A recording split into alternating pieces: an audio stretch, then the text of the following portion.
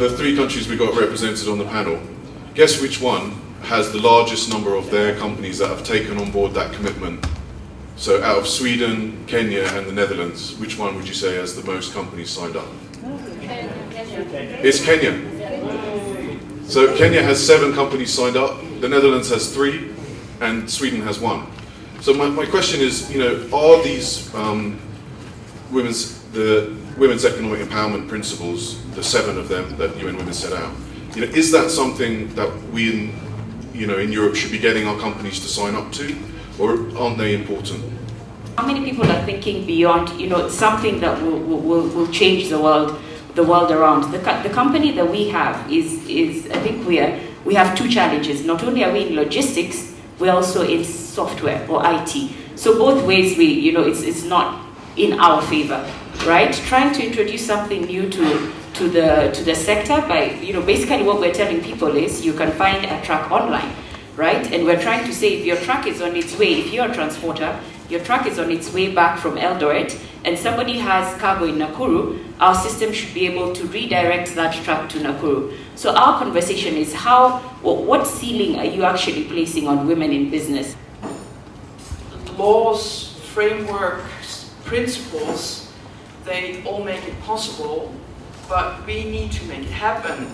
And I would say I would stimulate companies in Sweden or in the Netherlands or in Kenya to adhere to such principles, but there are an enormous amount of other principles that make sense as well. The OECD guiding principles that encourage companies and multinational organizations to practice decent entrepreneurship, not only look at the profit, but also at the people and the planet, and then put into place also the gender lens, but also the UN guiding principles of Mr. Ruggie, who ask governments to take responsibility as well as companies to take their responsibility when it comes to a balanced way of operating, making sure that not only you profit as a company, but that the profit you make is equally divided amongst more than you alone, so that there is welfare and well-being, so the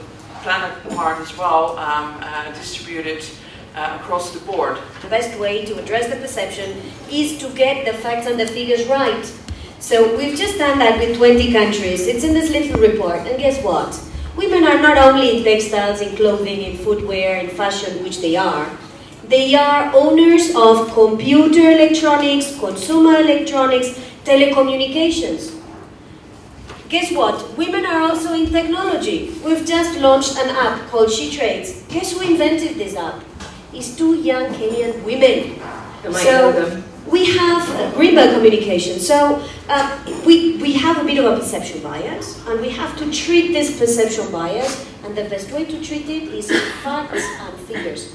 A big, thick doses of facts and figures. Women in logistics, women in transport, women in shipping, women in electronics, in technology, and the rest, and the list goes on. And there are a number of organizations that we can point to. But I think you're very right when you say we don't want just to be hairdressers and so on. It's about listening to women, and this is something they keep telling us. Please don't just think we're all mamambogas. Please don't think we're all just informal traders.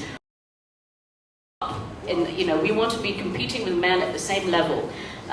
So it's about innovation, it's about taking initiatives that are not the standard initiatives. It's about being on the ground. So, our analyses can show one thing when we're sitting at a desk. When we go out in the field, sometimes we're very surprised. And so, as Juan just said, using innovation so that we can work with a woman who's going to be a leader in the logistics industry one day and will be the Uber of trucks. This is the kind of thing we're looking for. And I think that sometimes and obviously human rights approach, and with my human rights background, I support that. But I think we also need to make the business case for women, and that's the missing middle. That's where the private sector really wants to see the business case. And even as donors, there's a business case for it, where it makes sense to invest in women economically. Every industry or every aspect of the trade requires innovation. It requires information. It requires that the members or the beneficiary are empowered in different ways. In our one, we need to empower the association itself, so that it can be able to create the necessary information that helps certain interventions. For example, we need to now be able to engage with the counties to know what are the gaps that exist for women, so that we can create the necessary,